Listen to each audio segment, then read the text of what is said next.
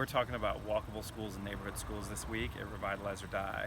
And not because we are in the school business, but because we work with communities and try to help communities grow stronger and more resilient. And neighborhood schools are a huge part of that.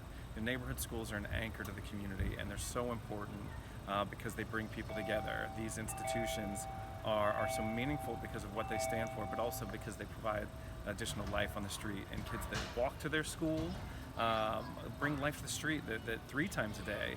You've got kids out and the laughing and the shouting that takes place that really brightens up a neighborhood and that completely changes the street activity. You also have parents then walking their kids to and from school, and so they have a chance to get together and meet one another, which is so important when you think about that fabric of community, that when we're all close and we bump into each other and we interact, we're closer and that sense of community is stronger.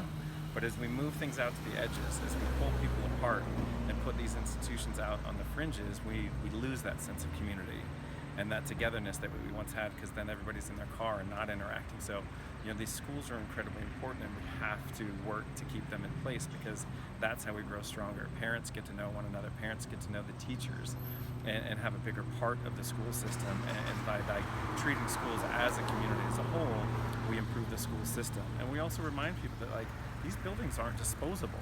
When we throw these into a landfill because we perceive that they're not good enough, we really send a strong message that something old isn't good. And this is something we should have pride and respect for, that this institution that stood here for 100 years, that's educated everybody from the senior citizens to the kids these days, is a meaningful place, and we should respect that and not just throw it away when we don't like it anymore, because old schools can do everything that a new school can, plus they're already ingrained in the fabric of our neighborhood. And as we see here, this isn't the end of the day, this is lunch.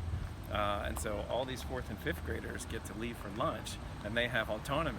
That's something that we really should teach more, is to give kids independence and this sort of sense of autonomy that we've carved out so much of our lives by requiring everybody to be in a car. So these kids get to go walk home for lunch, they get to go out to restaurants at lunch because they live in a walkable community, in a walkable school district, and that is something we absolutely need to preserve and cherish because it matters so much to the health of our community. So hopefully that if there's a fight in your community about walkable schools, that you'll do your part to make sure that they stay in place.